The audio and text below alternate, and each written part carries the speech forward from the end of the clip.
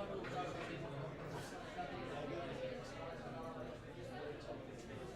no debería porque no me tiene la mucho.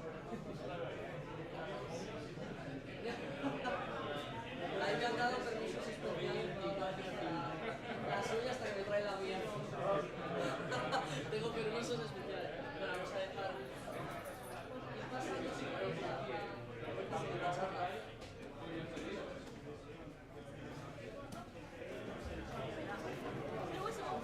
Poneros por delante si podéis, por favor. Para arreglar fotos adelante primero.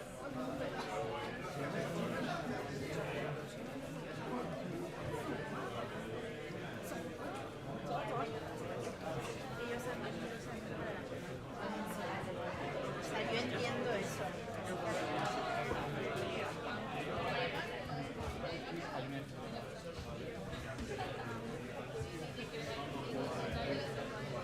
Se está tomando muy en serio.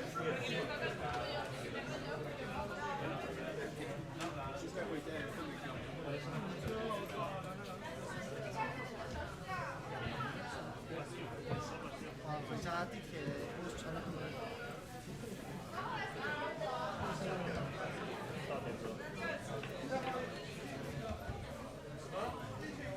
Bueno,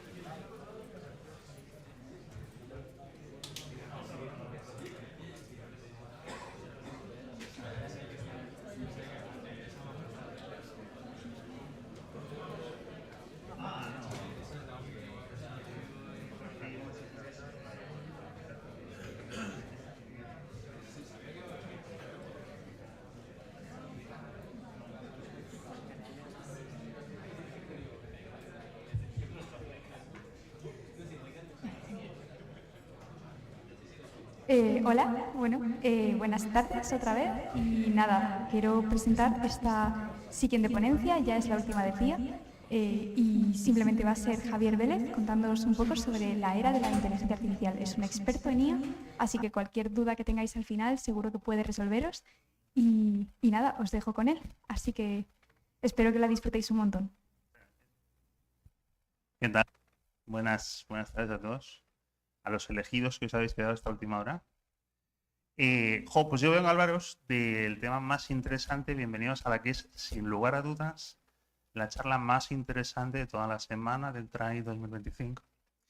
Vengo a hablar de inteligencia artificial. Creo que antes, en la sesión de antes, se han preguntado qué es la inteligencia artificial, con bastante mala leche, por lo que veo. Pero bueno, yo vengo un poco también a resolver esas dudas. ¿Qué es la inteligencia artificial y quién se cree esto de la inteligencia artificial? Si queréis, empezamos con una pregunta. ¿Quién de vosotros cree que la inteligencia artificial son todo pájaros y flores? Que esto no va a ningún lado. Que esto es solo marketing, un ejercicio de marketing. Uy, nadie se atreve, qué bueno. O sois todos unos verdaderos creídos en el concepto de que la inteligencia artificial va a cambiar vuestra forma de futuro y vuestra profesión. Bueno, ahora voy a volver a preguntar para que todos levanten la mano. ¿Quién cree que efectivamente esto va a cambiar vuestra profesión? Bueno, muy bien, muy bien. Pues venimos a hablar de eso y a resolver un poco de esas dudas, ¿no? Yo soy Vélez, yo soy exalumno de esta casa que sin lugar a dudas, lo descubriréis con los años y ahora me voy a poner muy serio, es la mejor facultad de informática que hay en toda España. Y así que enhorabuena por haber escogido, no sé si por proximidad fue la elección, pero enhorabuena por haber escogido esta facultad y enhorabuena por haber escogido esta charla porque vamos a aprender un montón, ¿no? Y a ver si la tecnología acompaña. Ahora sí. Bueno, hablo de la era de la inteligencia artificial porque en realidad los que nos dedicamos a diseño de estrategia de negocio y pisamos mucha moqueta en los niveles C de las organizaciones, en los niveles, digamos, estratégicos de dirección ejecutiva, vivimos en una constante centrifugación de la idea de que siempre hay una transformación digital que llevar a cabo en las organizaciones. ¿Vale?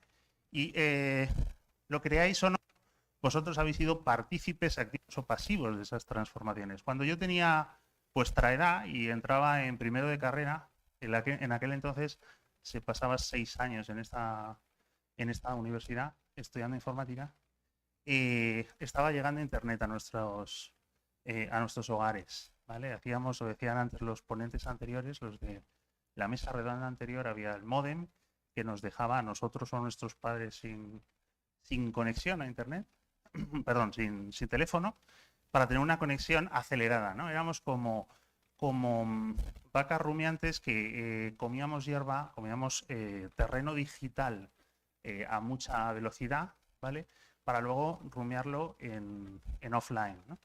Porque evidentemente el coste era por paso, por minuto. Seguro que vosotros no habéis vivido esto, pero eso ha marcado un hito en la historia y a eso es a lo que yo llamo el nomadismo digital, porque me recuerda mucho, con retrospectiva a las épocas o las edades del hombre en la historia, me recuerda mucho al nomadismo al que nos vimos abocados los seres humanos allí en épocas atávicas, cuando teníamos que ir esquilmando terrenos físicos para ir subsistiendo y casi la migración era obligada. Esto pues es el año 1995 y en el año 2000, seguramente que vosotros ya empezabais a participar de esto, durante una década nació el feudalismo digital. El feudalismo digital consistió en que las empresas, que hasta la fecha estaban muy despistadas en tanto a qué era esto, de Internet y del mundo en la nube y demás, empezaron a ver una oportunidad. Y entonces se repartieron este pastel entre muy pocos, ¿no? Y esto es lo que daría lugar a las plataformas digitales, en las que seguramente vosotros habéis imputado muchísimas horas, ¿no? O sea, estábamos yo qué sé, Facebook de aquella época, Twitter después X, YouTube ahora muy masivamente y otras plataformas de streaming. Y nosotros, yo también en torno al mea culpa, empezamos a imputar contenido con una única contraprestación, que era el like. O sea, muy pocos se estaban haciendo muy millonarios a costa de vuestro trabajo gratis. Eso fue el feudalismo digital. Y lo abrazamos todos con una excusa, para que veáis lo importante que es el marketing, que argumentaba por aquel entonces que a todos nosotros nos iban a hacer poseedores de nuestra propia autoría y que no solamente íbamos a ser lectores de una web pasiva, agentes pasivos de una web de lectura, sino que además íbamos a ser productores de contenido. La trampa evidentemente se la estaban callando. ¿Quién cree que estamos todavía en el feudalismo digital? Bueno, después de eso vino el que yo llamo el consumismo digital, porque en realidad ha ocurrido una inversión de control en este terreno, y es que ahora las redes sociales, las plataformas digitales en realidad nos persiguen. O sea, todos esos ataques de ansiedad y depresión, cuadros clínicos que se están poniendo cada vez más en manifiesto y en alta voz, bueno, lo veréis en muchos, si seguís podcast, pues hay mucha gente de salud mental y demás, lo discuten, es porque sois víctimas de un ejercicio de acoso que tiene que ver con haceros ansiosamente consumidores de contenido.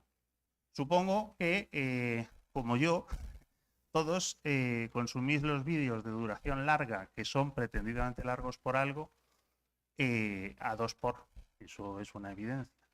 Y si lo hacéis es porque se os ha inducido una idea de que tenéis una playa de contenidos dentro de la lista de reproducción que tenéis que consumir hoy.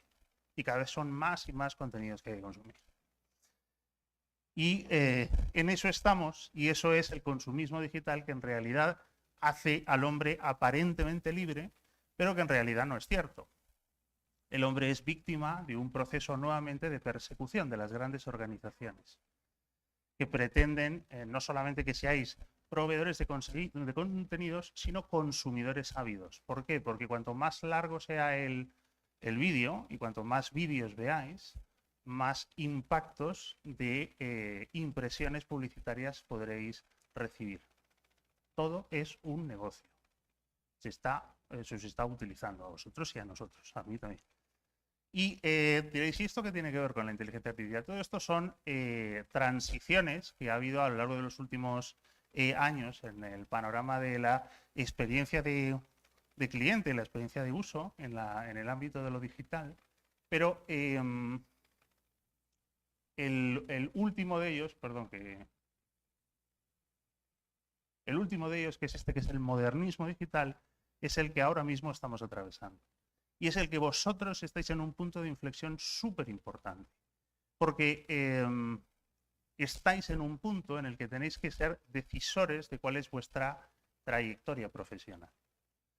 Contado, digamos, equivalentemente a las narrativas visuales anteriores, en el modernismo digital hay un agente que se ha puesto como intermediario, indiscutible entre vosotros y el conocimiento, que son los agentes de inteligencia. No me refiero a los agentes inteligentes estos que se están promocionando, me refiero a la idea de inteligencia artificial generativa, a ChatGPT, a Copilot, a Cloud y a todos estos players que están naciendo en el mercado, que vosotros, quien más o quien menos, estáis empezando a utilizar como accesor de la información.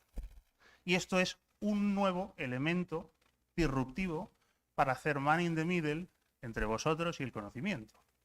Yo no soy muy conspiranoico en este sentido y no quiero llevar la charla por ahí, pero sí que abre oportunidad para eso. Pero en cualquier caso, las fugas o las deficiencias o, en fin, los problemas que pueda tener involuntarios una inteligencia artificial generativa va a poder provocar cámaras de eco y de resonancia y sesgo de conocimiento cuando vosotros accedáis directamente al conocimiento. Eso por vuestro lado. Pero por el lado de los proveedores de contenido, es decir, la gente que tenía una página web y que ponía contenidos, pues hay que hacer un repivotaje absoluto, porque ya no se harán webs en un futuro próximo para que vosotros las visualicéis, sino para que sean óptimas en los resultados de búsqueda y recuperación de información de aquellos agentes, el DX,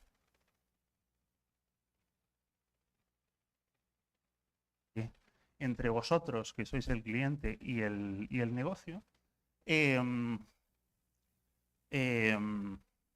para intermediar, ¿no? Entonces, lo que quiero decir con esto, no solamente vosotros como clientes vais a percibir una sesgada, intencional o no, a través del uso de los agentes inteligentes o de la tecnología de inteligencia artificial, sino que además los proveedores de contenido, probablemente también vosotros lo seráis, tendréis que modular vuestros canales de salida, porque ya no serán la web o YouTube o el video streaming, sino que probablemente serán contenidos que intentarán hacer fit exactamente a la inteligencia artificial para que esa inteligencia artificial recupere vuestros contenidos y no otros.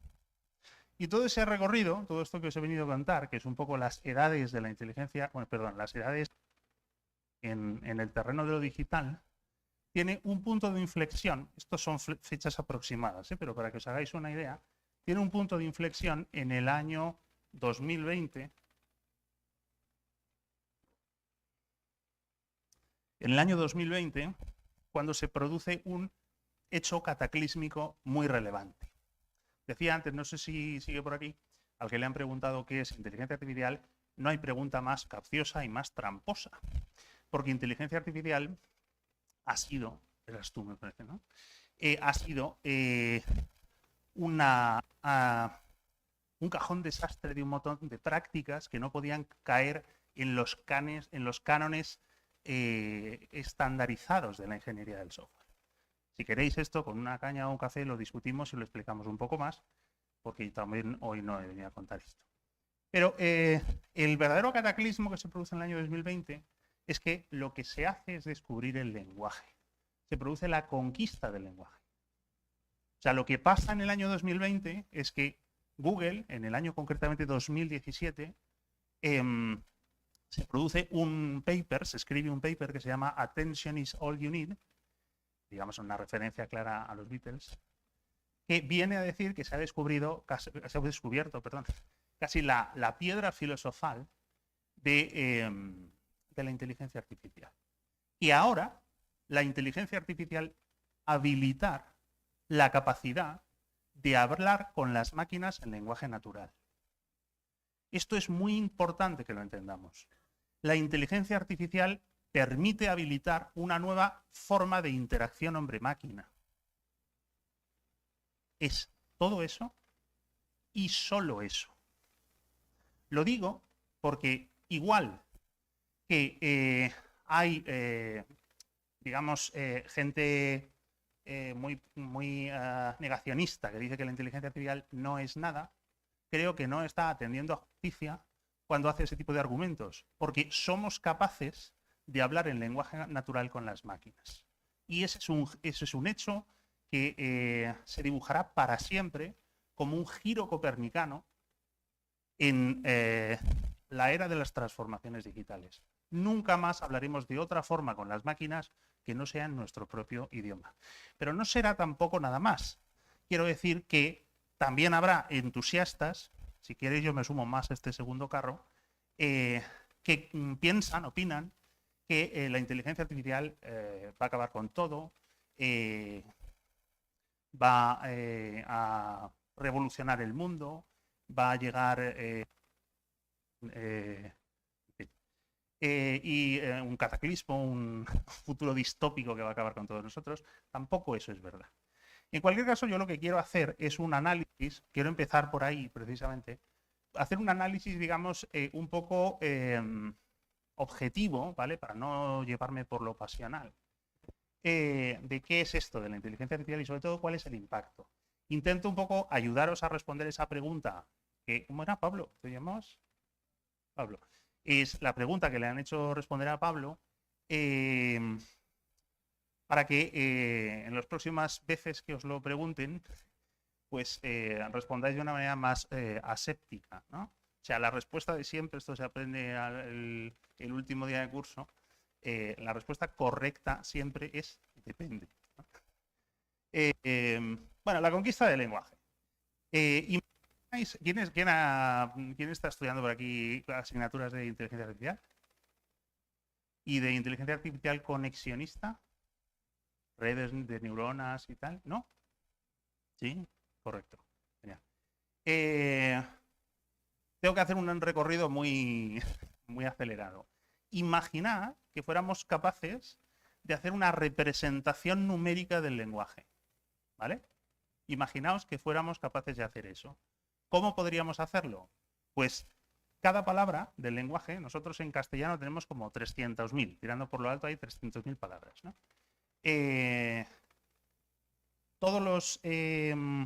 Cada palabra podría ser representada como un vector en un espacio multidimensional, ¿vale?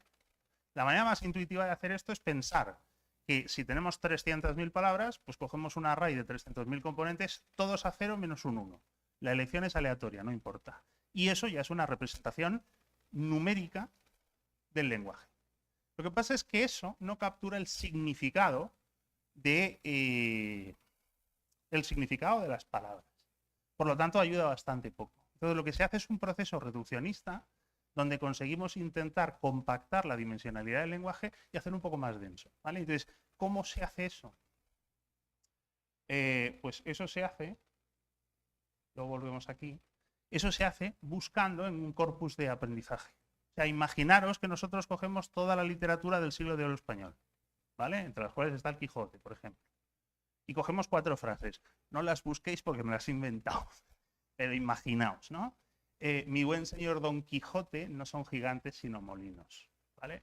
O tu señor Don Quijote te asegura Sancho que no es un hombre más que otro. En fin.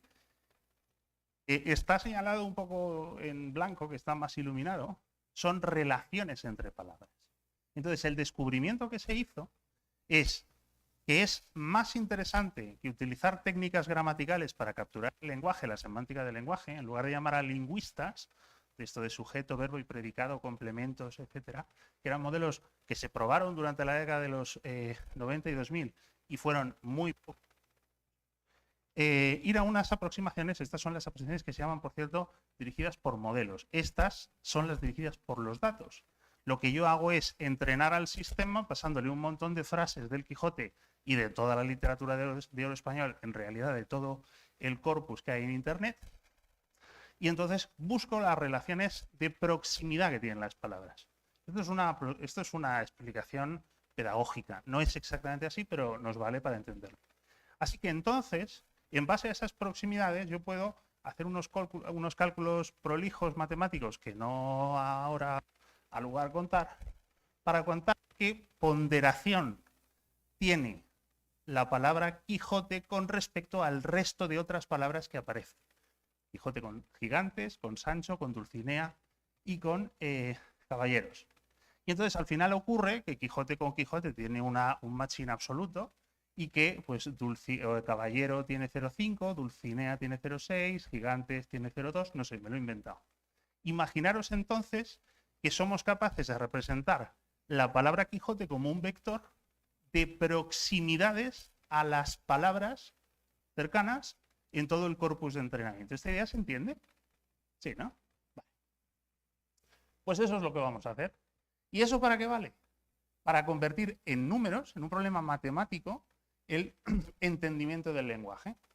Si yo tengo un vector, por cierto, estos vectores se llaman vectores palabra, o embeddings, o incrustaciones.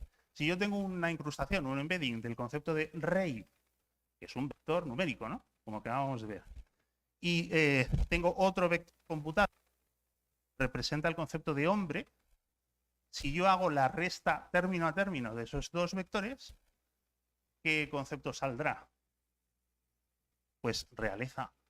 O sea, he abstraído la semántica de hombre, ¿no? De varón, no sé cómo decirlo como queráis, del concepto rey. Y si yo a eso le sumo mujer, pues me sale reina. Y si le sumo país, sale reinado, y si le resto adulto, sale príncipe o princesa. He conseguido hacer un cómputo matemático del lenguaje. Esto ocurría en el año 2017-2020. Acabamos de conquistar el lenguaje. La reflexión, bueno, esta es la conclusión ya la sé. Vale, pero entonces volvamos aquí. Imaginemos que tenemos un espacio multidimensional de un montón de vectores que representan todas las palabras. Y entonces eso nos permite tener un significado de cada palabra. Un significado computable, numérico, un vector. Pero entonces una de las cosas que yo puedo hacer es, bueno, un reto que yo tengo es intentar entender la frase, perro ladrador poco mordedor. ¿Cómo puedo hacer eso? Yo selecciono todos los vectores de esas palabras y busco las distancias vectoriales entre los elementos. Bueno, este es el producto escalar y todas estas historias, pero es básicamente una forma numérica de decir el ángulo que forman dos vectores es una forma de medir su distancia, por conveniencia. Se pueden definir varias métricas, pero esa es una buena.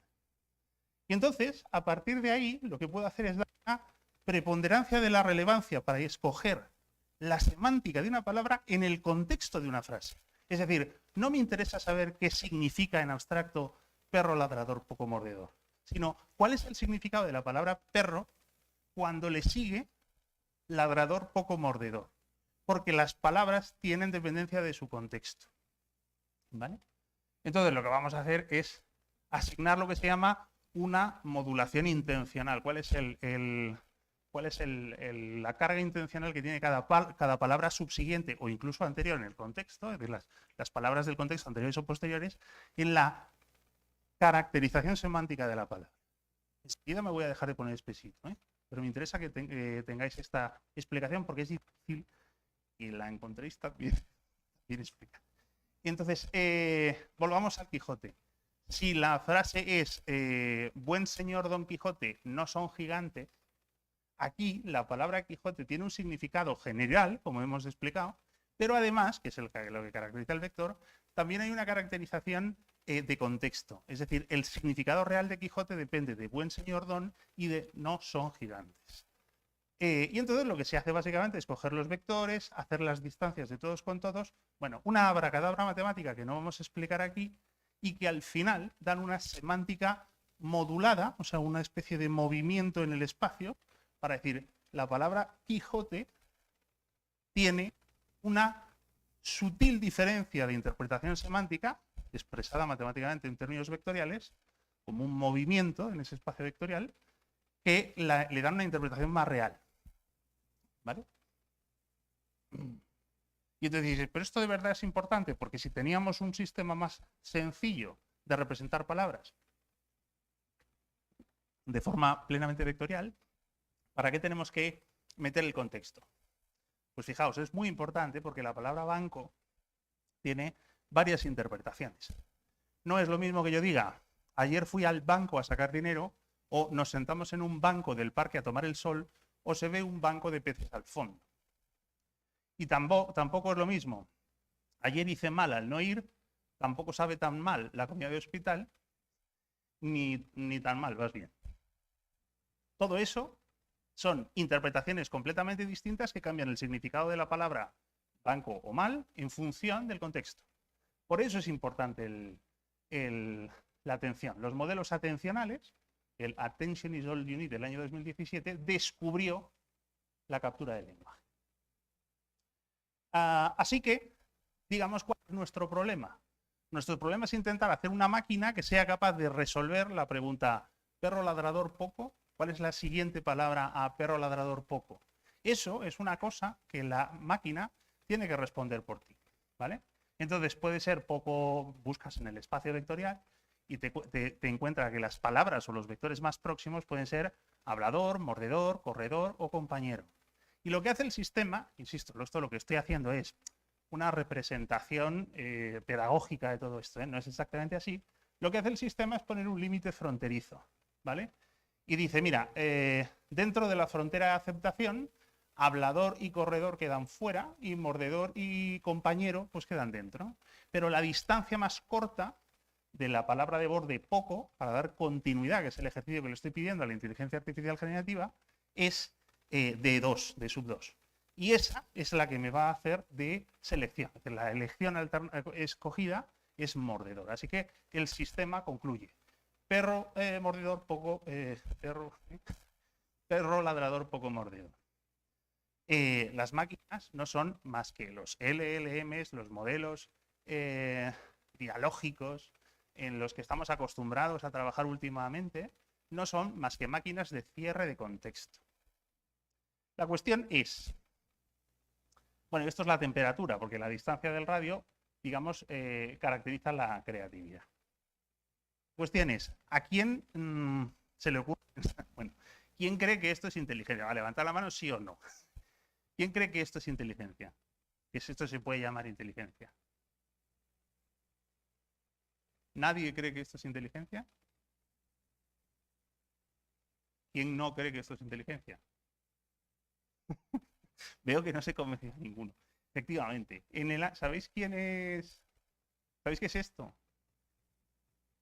Esto es la tortuguita ¿de quién? De Walter, de Gray Walter, que en el año nada menos que en 1948 inventó un elemento, un robot electromecánico, ¿vale? Y se movía por el circuito acercándose a las fuentes de luz y alejándose de las zonas de penumbra. Y entonces Walter, que era un científico, creo que era un neurocientífico, se le ocurrió un día, entre sus experimentos, en el circuito colocar un espejo, ¿vale? Interrumpiendo digamos, la cinta de circulación. Y entonces lo que ocurrió, claro, el robot, la tortuga de Walter, era un sistema electromecánico, tenía agentes fotosensibles y se acercaba a las fuentes de luz, se alejaba de las de penumbra. Cuando se acercó al espejo, ¿sabéis lo que pasó? Que se puso a temblar, empezó a vibrar. ¿Cuál es la interpretación de todo eso? Claro, pues eso significa ni más ni menos que los sistemas fotoeléctricos han empezado a entrar en un bucle de retroalimentación y el sistema se ha vuelto loco. Pero otra forma de explicar esto, decía Walter, es mi tortuga, la tortuga de Walter, al verse reflejada en el espejo, cogió consciencia de sí misma y se echó a temblar del miedo. Ahora vuelvo a preguntar, ¿qué es inteligencia artificial? La inteligencia artificial, bueno, es una cosa como muy inasible e intentaremos responder, pero a lo mejor ocurre que nosotros creemos como inteligencia humana unas capacidades muy sublimes que en realidad no nos diferencian tanto de la máquina de Walter, que en realidad nosotros somos como un cocodrilo, que en realidad nosotros creemos, cuando nos enamoramos, cuando pensamos de forma sublime, hacemos abstracciones, ¿no? Pensamos en matemáticas o hacemos composiciones complejas musicales, es porque en realidad somos seres superiores. Pero en el fondo, pensad que lo que hoy en día vosotros utilizáis es un producto de laboratorio que mimetiza toda la estructura del cerebro humano. Tiene las mismas neuronas, las mismas andritas y cuerpos neuronales, se llaman de otra forma, sigue impulsos eléctricos. Esos impulsos eléctricos nosotros los llamamos pensamientos, en el caso de las máquinas los llamamos activaciones, pero es exactamente lo mismo. Por lo tanto, vuelvo a preguntar, ¿qué es inteligencia? Es que es una pregunta complicada, Pablo. ¿Qué es inteligencia? Pues fijaos, yo después de darle muchas vueltas, he llegado a la conclusión de que inteligencia es comportamiento emergente. Vaya, ya está. Cuando la pregunta es complicada, la respuesta y te quedas tan ancho. ¿Qué significa esto? Si tú eres capaz de decirle a ChatGPT que te haga un resumen Celestina, ¿consideraríais que eso es una actividad inteligente a la luz de lo que hemos explicado de cómo funciona el sistema? ¿Quién dice que sí? ¿Quién dice que no? La hostia que os han dado, ¿eh? Estáis haciendo sudar, cabrones. Que no. ¿Por qué? Porque es un proceso, digamos, de síntesis de información, lo que se llama en procesamiento de lenguaje natural, pues eso, la síntesis, el resumen, ¿no? Pero claro, lo que ocurre, y supongo que eso ya lo habéis experimentado, es que a veces la inteligencia artificial generativa esta de ChatGPT os da respuestas que, si no son inteligentes, por lo menos lo parecen mucho, porque está dando una simulación de razonamiento. Entonces yo lo que me pregunto es ¿a qué coño viene preguntarle a Pablo que es inteligente? Porque yo lo que quiero es que el coche que me ha traído hasta aquí no tenga conductor. Y yo lo que quiero es que los paquetes me lleguen 3 días más pronto porque vienen volando en un dron. Y yo lo que quiero es que mi trabajo se haga cada vez más ágil y rápido.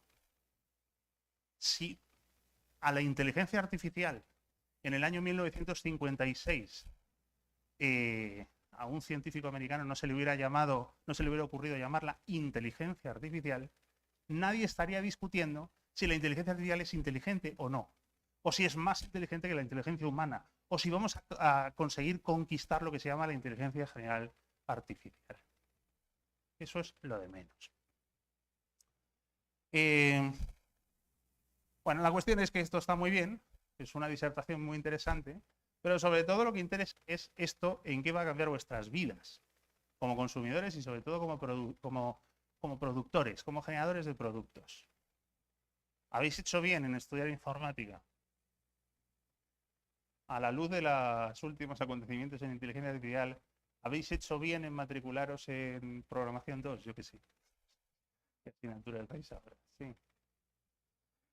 Pues eso lo discutimos en las TTFs.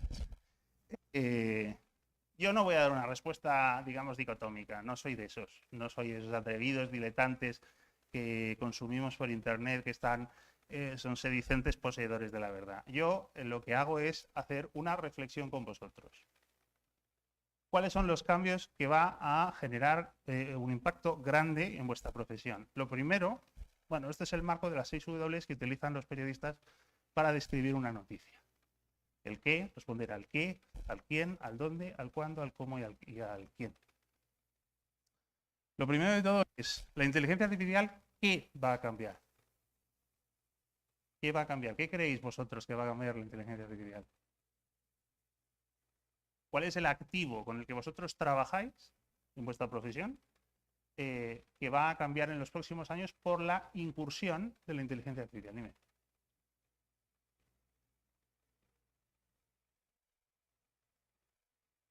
Las tareas más automatizables, es que eso está para otro debate. Automatización no necesariamente es inteligencia. A veces hace falta inteligencia, por ejemplo, para hacer coordinación o planificación, pero, por ejemplo, MailChimp es un sistema de envío de correo electrónico masivo automático y tiene inteligencia cero. Pero está excepcionalmente bien traído porque todos los días a CIOs de las organizaciones, a gente de alta moqueta, les tengo que explicar eso, que muchos cursos reveladores de la verdad están explicando, están vendiendo por inteligencia cosa que es meramente automatismo. Yo lo que quiero decir es que la inteligencia artificial en torno al qué, lo que va a cambiar no es el método. Todo el mundo dice, no, es que con Copilot yo le digo al Copilot, devuélveme un algoritmo JavaScript que devuelva la implementación de la burbuja. Ya lo tengo y yo me pongo a hacer otra cosa. Y si hace falta me tomo un café. No. Que para inventar la máquina de vapor hace falta pasar por descubrir el fuego, sí. ¿Y hoy estamos descubriendo el fuego? Sí. Pero que el qué de futuro no es tener un asistente a nuestro servicio, y el que lo diga le escupís de mi parte, porque os entiendo.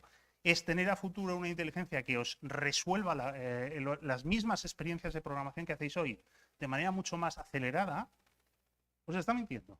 Eso no es verdad. Lo que va a cambiar es el producto. Lo que va a cambiar es el producto.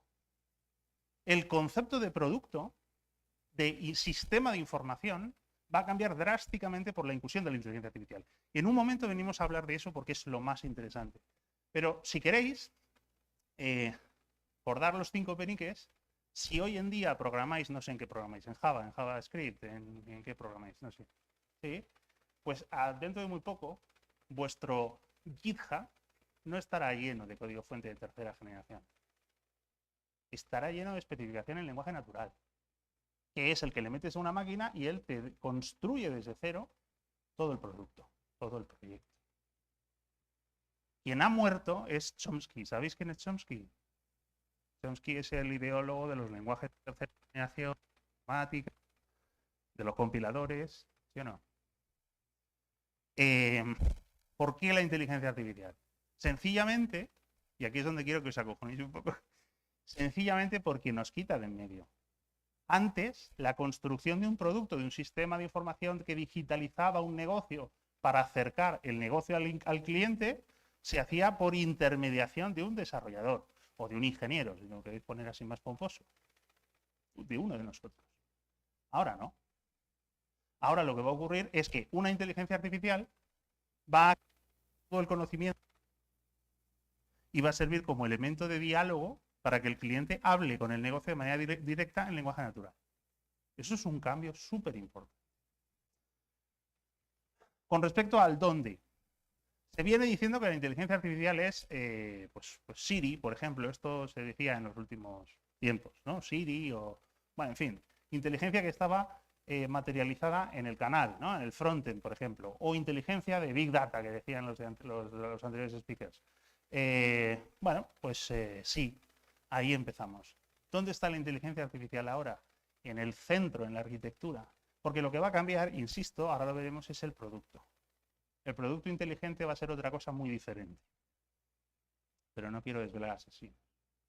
Cuando también tiene un impacto muy importante. Todo el mundo nos está diciendo que en la fase de build, en la fase de construcción de un producto, coges Copilot, GitHub, y entonces a través de un IDE inteligente te hace especulación de código. Y es muy inteligente. Pero eso no es más que el punto de paso hacia un futuro muchísimo más revelador. Porque en realidad la inteligencia artificial va a estar en el tiempo de ejecución. Es decir, yo hablando con Google en tiempo de ejecución voy a notar interacción inteligente. Yo hablando con Justit o con Amazon.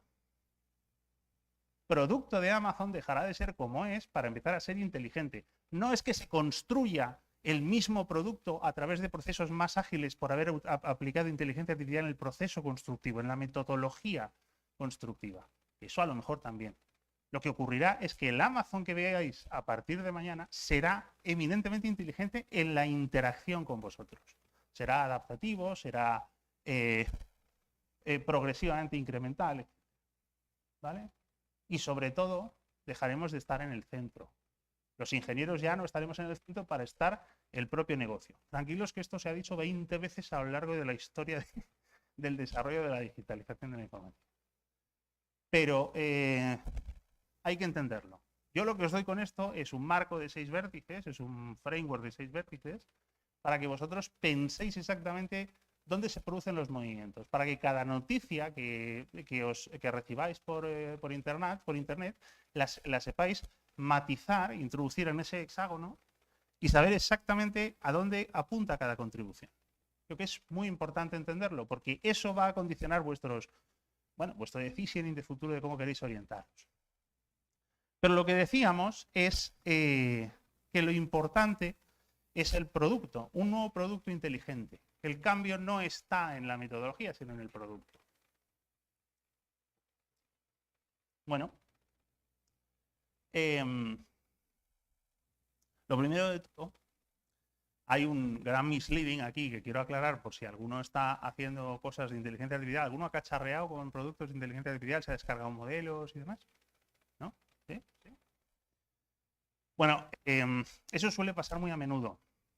Pero si la inteligencia artificial funciona, si la inteligencia artificial está hoy en boca de todos, es porque se ha producido un proceso de industrialización y de democratización.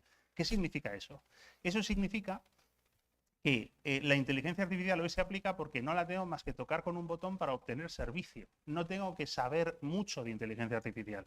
Todo lo que os he contado de incrustación y modelos atencionales era un cuento, bueno, pues que está bien como anécdota o como conocimiento de background, pero en realidad vosotros nunca tendréis que saber eso. Porque eso pertenece al conocimiento de los vendors, a OpenAI, a Cloud, a Google, con Gemini, ¿no? Ese es el conocimiento que ellos poseerán. Entrenar modelos Se decía aquí, ya se decía en la charla anterior, no, vosotros tendréis que entrenar modelos. Falso. Falso. Os acaban de engañar hace una hora.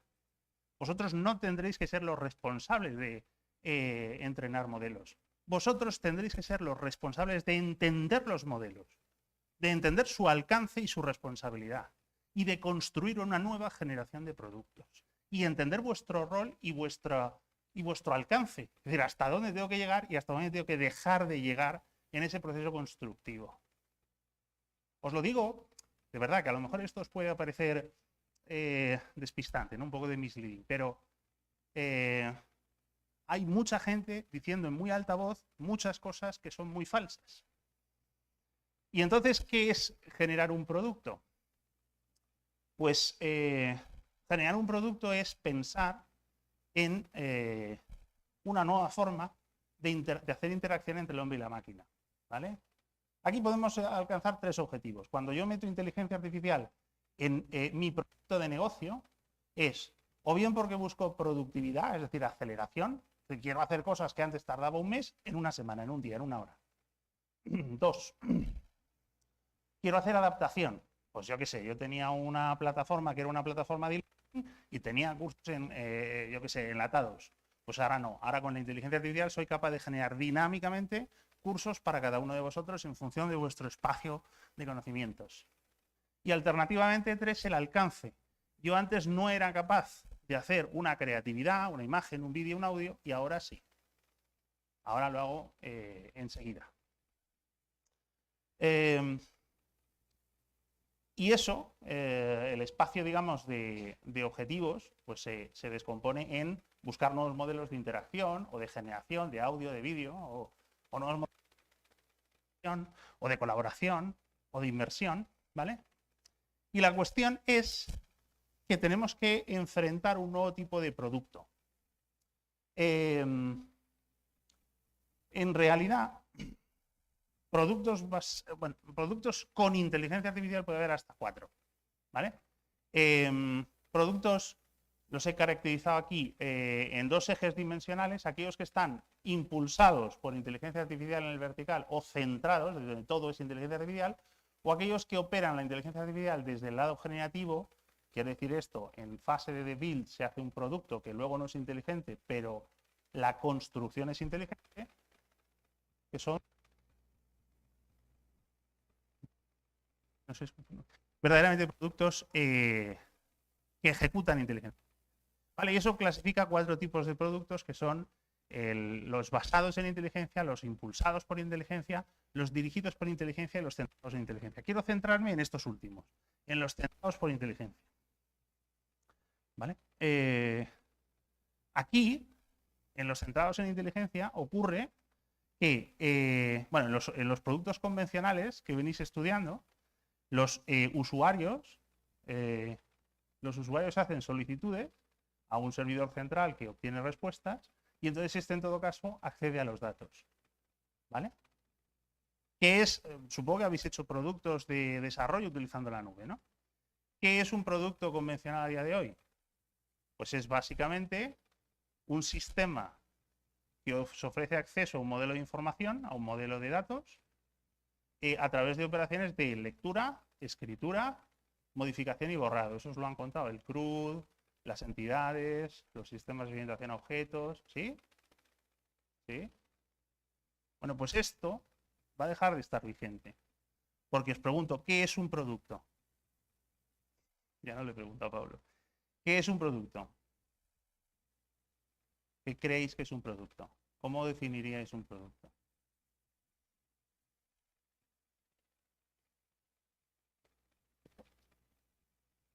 Un producto es el intermediario con un servicio o con un conocimiento. Nosotros estamos todos empeñados, si tenéis que quedaros con algún mensaje de esto, es exactamente lo que voy a decir ahora. Nosotros estamos empeñados en que tenemos que intentar ver cómo hacer lo mismo que venimos haciendo hasta la fecha, pero con una nueva tecnología. Vais a fracasar si intentáis eso. Lo digo porque está fracasando todo el mundo, ¿eh?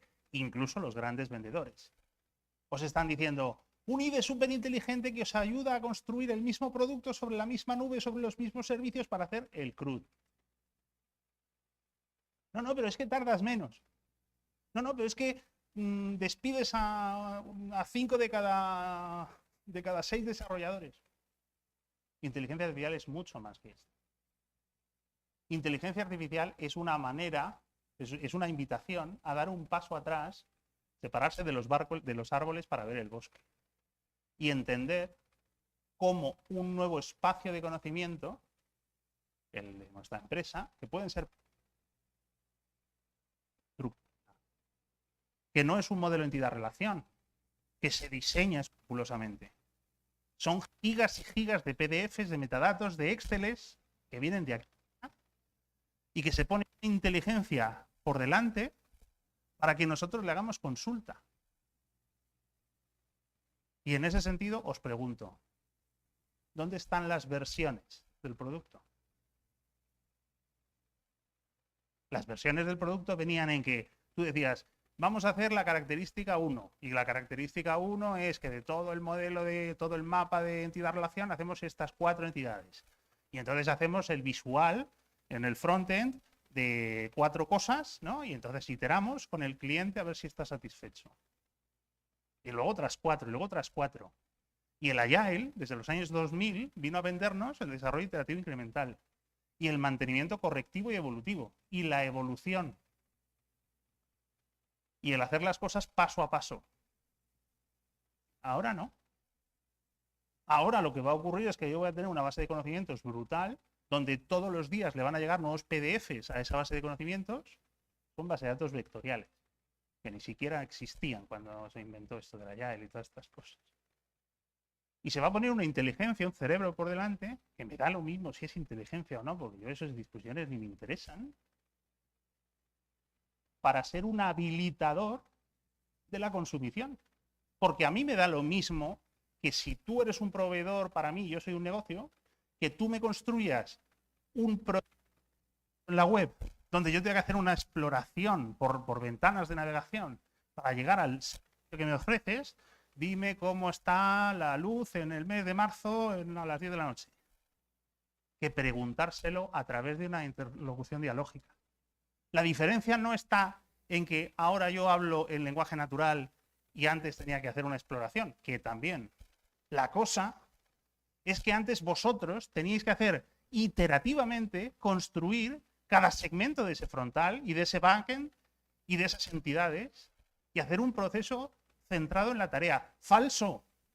Que os van a mentir mucho. Falso. Que lo que va a ocurrir con las arquitecturas centradas en inteligencia artificial es que van a ser poseedoras, se van a apropiar de todo el espacio de interacción. Oiga, mire, no, que usted no hace falta que me diga cuál es el producto que tengo que construir, que yo no voy a ser su lacayo, hablando de la inteligencia artificial, que le voy a construir el producto que usted me diga en JavaScript o en Java. Usted hágame poseedor transversal de todos los servicios de la organización, todos los servicios REST. Hágame usted con control y hágame usted poseedor de todos los PDFs de su organización. Y ahora que cuando cualquier cliente de negocio, yo qué sé, el de recursos humanos, quiera saber cualquier cosa, que me pregunte a mí, que soy la inteligencia artificial. Hemos desaparecido de la ecuación. Pero no porque esté en solfa la metodología de construcción, que es lo que se está engañando a todo el mundo, insisto. Lo que está en solfa es una nueva era de productos, donde ya no hay que construir tareas, donde ya no hay que hacer un desarrollo iterativo incremental basado en tareas y en modelos CRUD de información, donde la información ya no es estructurada. En fin, acabo ya. Hay que pensar exactamente, eso os invito a hacerlo antes de entrar en la arquitectura, os invito a pensar en cuál es vuestro espacio. O sea, si nosotros ya no vamos a ser codificadores de aquello que ya no tenemos espacio de codificación porque el producto se ha apropiado de todo el espacio de operación, es decir, lo que nos ha hecho la inteligencia artificial es un role shifting, un desplazamiento, en el que nosotros ya no vamos a ser operarios, no vamos a ser developers, no vamos a ser técnicos, Eso lo va a hacer la inteligencia artificial de manera autónoma, mucho más eficiente, mucho más productiva y mucho más inteligentemente que nosotros. Entonces, lo que nosotros tendremos que entender es cómo le ofrecemos valor al negocio. Cómo, hablando con negocios, somos capaces de decirle, le voy a montar el sistema de diseño para que la inteligencia artificial autónoma resuelva sus problemas mejor que cualquier otro que usted contrate. Mi inteligencia artificial va a ser la buena. Bueno, no sé si estáis muy puestos en las noticias de inteligencia artificial. Yo, para explicar esto, de que vienen noticias por cualquier lado, ideé hace tiempo un modelo de madurez de 6 horizontes, ¿vale? La inteligencia artificial dialectal, modal, deliberativa, operativa, social e inmersiva. ¿Cuál es cada una de ellas? En el año 2020, cuando digo, nace el primer ChatGPT. Eso es la inteligencia artificial dialectal, hacer un diálogo permanente, fluido y argumentativo con la máquina. Es decir, a pesar de que sabemos lo que es la inteligencia artificial en términos vectoriales, sabemos que si le repreguntamos a una inteligencia, el sistema responde de otra manera. Todo esto tiene su técnica por detrás, pero hay un marco dialógico evolutivo en la sesión de la conversación. Perdón. Después, en una segunda fase, viene la inteligencia modal. Somos capaces de generar imagen, vídeo, audio y todas estas cosas. Y en una tercera fase, la inteligencia deliberativa. No sé si lo habéis oído, pero se está hablando de cadenas de razonamiento. Sistemas que son capaces de pararse a pensar, utilizar estrategias deliberativas sobre el prompting, hacer árboles de decisión y, bueno, trabajo, ingeniería de prompting automática para ofrecer mejores resultados. En fin, esto daría para un máster. La fase operativa es la de los agentes, que también supongo que si veis las noticias lo habréis visto, agentes que son capaces de entrar en internet, haceros una reserva de un avión, un vuelo, un hotel y tenéis el fin de semana en París programado, sin hacer absolutamente nada. Y la fase social es la fase en la que varios agentes hacen diálogo entre ellos, y finalmente la fase inmersiva en la que absolutamente todo, cada uno antes lo decía, ¿no?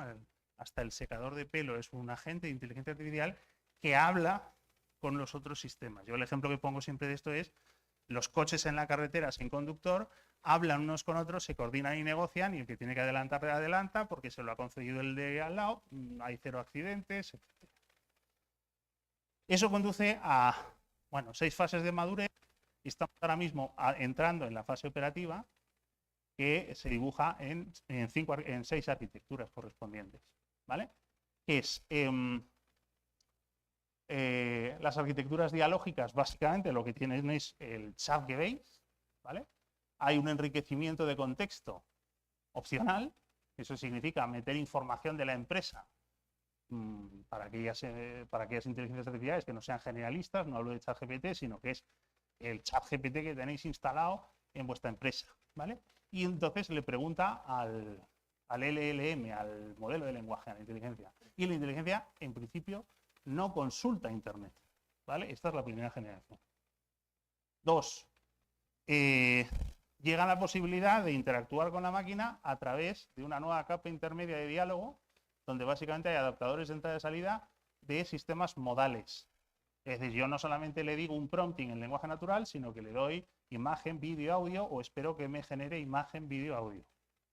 3. Las arquitecturas deliberativas. Aquí lo que hay, básicamente es que un LLM hace distribución de responsabilidades. Es decir, cuando este recibe una pregunta, examina la pregunta y en función de eso dice si tiene que consultar a este experto, a este otro experto o a este otro experto, ¿vale? Esto es lo que se llama mixtura de expertos, el mixture of experts, por si lo veis por ahí. 4. Arquitecturas operacionales en las que estamos entrando. La inteligencia artificial ahora es un agente al que le pides cosas y tiene capacidades de operar sobre servicios en la nube. O sea, te puede reservar un vuelo en Iberia, por ejemplo, o un billete de tren, porque el agente tiene capacidad de entrar en el servicio y hacer en tu nombre una reserva, ¿vale? Con atención, o sea, bastante autónoma, con atención bastante autónoma. Con bastante atención por parte del ser humano mínima, ¿vale? Y en las arquitecturas sociales, una inteligencia artificial lo que hace es coordinar un trabajo de agentes especializados, ¿vale? Todavía no hemos llegado aquí. Y finalmente, en las arquitecturas inmersivas, lo que ocurrirá es que todos serán agentes. Es decir, la nube está empezando a publicar agentes. Esto no sé si lo habéis escuchado, pero esto es lo que se llama el Model Context Protocols. Se está ideando sobre la capa REST un protocolo para poder hacer interlocución entre agentes remotos en la nube. Bueno, me parece súper interesante. Ya con esto termino. Quería haceros un repaso, digamos, de todo lo que se está cociendo en el terreno de la inteligencia artificial y, sobre todo, invitaros a pensar en cuál es el desplazamiento que, digamos, vuestra profesión va a sufrir en los próximos meses o años y que a lo mejor en eso pues tenéis que reorientar vuestra ruta de estudios. No sé si hay preguntas, si alguien se atreve. Pablo, ¿tienes alguna pregunta?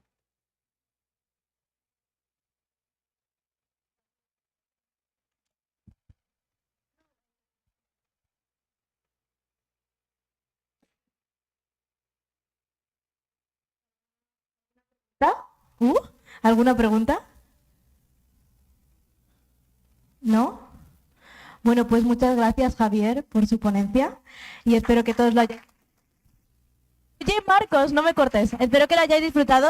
Muchas gracias por venir a al primer día del Trade. Al fondo vais a tener bollos y también... ¿Por qué me corta todo el rato, Marcos? Ahí al fondo, hola, ahí al fondo vais a tener bollos y también tenéis sándwiches. Marcos. Y pues eso.